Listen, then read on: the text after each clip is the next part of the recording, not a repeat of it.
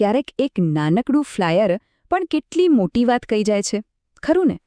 ચાલો આજે આપણે એવી જ એક સ્થાનિક સબસિડી યોજનાને જરા નજીકથી જોઈએ, સમજીએ કે એની સમુદાય પર સીધી અસર કેવી રીતે થઈ શકે છે. આ જો, આ એ જ સ્થાનિક જાહેરાત છે, એક ફ્લાયર.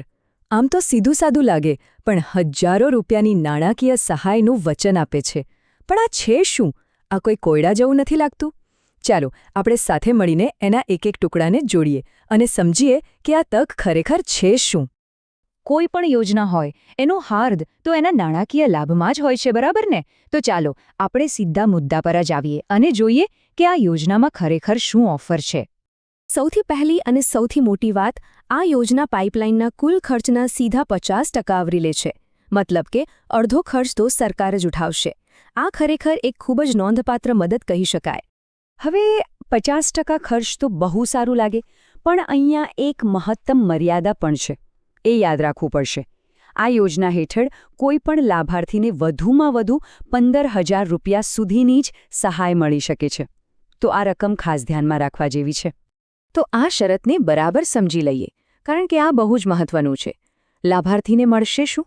કાં તો કુલ ખર્ચના 50% અથવા તો 15,000 રૂપિયા. આ બેમાંથી જે રકમ ઓછી હશે ને એ જ સહાય તરીકે મળશે. આટલી સ્પષ્ટતા હોવી ખૂબ જરૂરી છે. સારું, તો નાણાકીય પાસાની વાત તો થઈ ગઈ, પણ હવે માની લો કે કોઈને આ યોજનાનો લાભ લેવો છે, તો પ્રક્રિયા શું? સ્વાભાવિક છે કે કેટલાક દસ્તાવેજો તો જોઈશે જ. તો ચાલો જોઈએ કે કયા કયા છે. અરજી માટેની ચેકલિસ્ટ એકદમ સીધી અને સરળ છે. પહેલું, ઓળખના પુરાવા માટે આધાર કાર્ડ. બીજું, જે સહાયની રકમ છે એ સીધી બેંકમાં જમા થઈ શકે એના માટે બેંક પાસબુક અથવા તો એક કેન્સલ કરેલો ચેક. અને ત્રીજું, અને આ પણ મહત્વનું છે, જમીનની માલિકી સાબિત કરવા માટે 8 ઉતારો. હવે ઘણા લોકોના મનમાં સવાલ થશે કે આ 8 ઉતારો એટલે શું? તો ચાલો એને પણ સરળ ભાષામાં સમજીએ.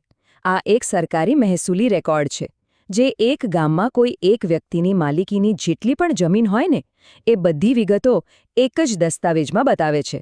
આનાથી યોજના આપનારને ખાતરી થઈ જાય કે અરજી કરનાર વ્યક્તિ ખરેખર જમીનનો માલિક છે.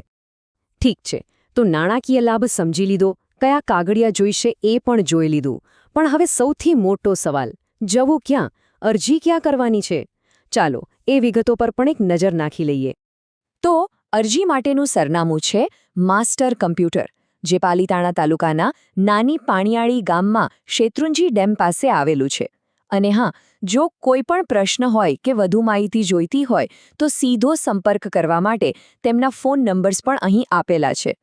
તો જો આપણે ક્યાંથી શરૂઆત કરી હતી? એક સામાન્ય દેખાતા ફ્લાયરથી. અને હવે આખી વાતનો સાર શું નીકળ્યો? એક સરળ જાહેરાત, એના દ્વારા જરૂરિયાતમંદ સુધી પહોંચતો સીધો લાભ અને એનાથી સ્થાનિક સ્તરે થતી એક હકારાત્મક અસર. આજ તો બતાવે છે ને કે કેવી રીતે નાની નાની પહેલ પણ કેટલો મોટો તફાવત લાવી શકે છે. આખું વિશ્લેષણ કર્યા પછી આપણા મનમાં એક મોટો સવાલ ઊભો થાય છે. જ્યારે આપણે રાષ્ટ્ર નિર્માણ કે મોટા ઇન્ફ્રાસ્ટ્રક્ચર પ્રોજેક્ટ્સની વાતો કરીએ છીએ, ત્યારે આવી નાની, સ્થાનિક અને છેક પાયાના સ્તરે કામ કરતી યોજનાઓનું ખરેખર કેટલું મહત્વ છે? આ એક વિચારવા જેવી વાત છે, ખરું ને?